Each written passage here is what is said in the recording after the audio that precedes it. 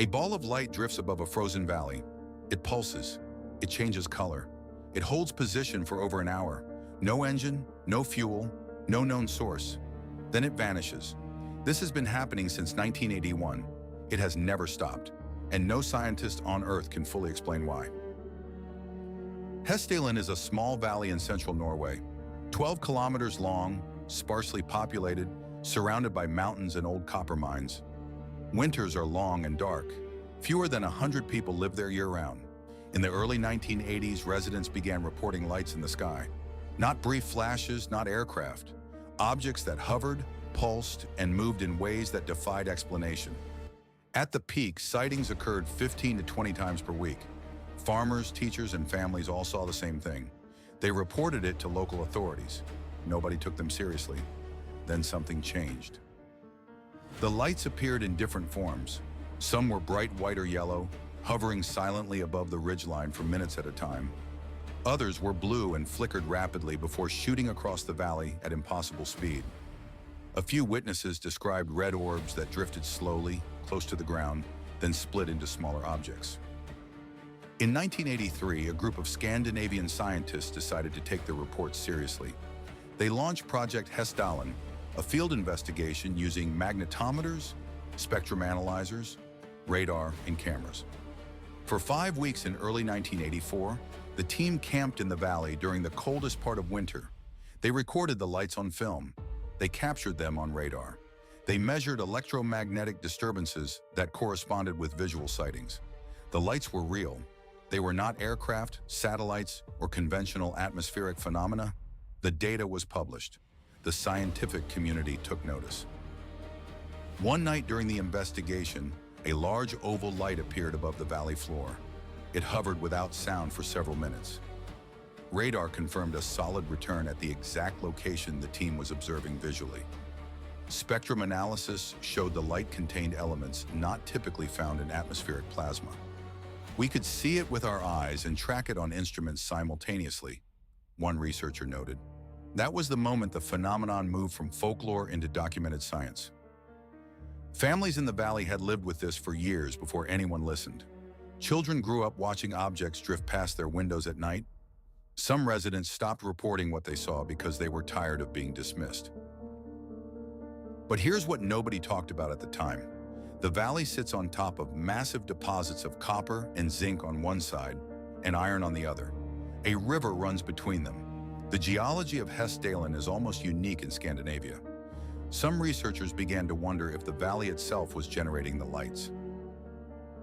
The first theory proposed that the lights were a form of atmospheric plasma, ionized gas created by electrical activity in the atmosphere, trapped briefly by local conditions. Laboratory experiments have produced similar glowing orbs under controlled circumstances, but there was a problem. Plasma of this kind typically lasts milliseconds. The Hessdalen lights have been documented hovering for over 2 hours. No known plasma model accounts for that duration. A second theory focused on the geology.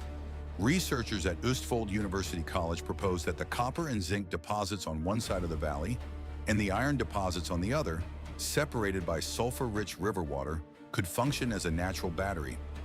Under the right conditions, this electrochemical process might ionize the air above the valley, creating visible light. The mineral composition supports the hypothesis, and yet no direct measurement has confirmed electrical discharge at the surface matching the observed lights. Others have argued the lights are a form of unidentified aerial phenomena, or UAP, beyond current scientific models entirely.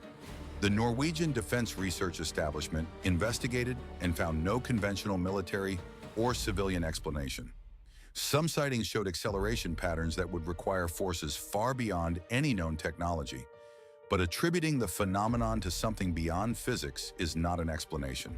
It is an admission that we do not have one. And then came something nobody expected.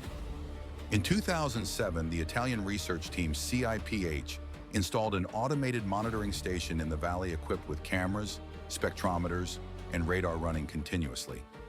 Over years of data collection, they recorded a light that appeared to respond to a directed laser beam, moving toward the source. The observation has been repeated more than once. The Hessdalen Valley has become one of the only places on Earth where an unexplained phenomenon occurs repeatedly and predictably enough to be studied with scientific instruments. That fact alone sets it apart from nearly every other mystery in this category. Researchers from Italy, Norway, and several other countries continue to collect data. The automated station still operates today. The lights still appear, though less frequently than in the 1980s. Perhaps 15 to 20 times per year now. We have better instruments than we did 40 years ago. Better cameras, better sensors, better models of atmospheric physics. None of them have produced a complete answer. The phenomenon does not fit neatly into any single theory. It may require a new one. A light drifts above a frozen valley in Norway. It has done this for over 4 decades. It has been filmed, measured, tracked on radar, and analyzed with spectrometers. Hundreds of scientists have studied it. The Hessdalen lights remain unexplained.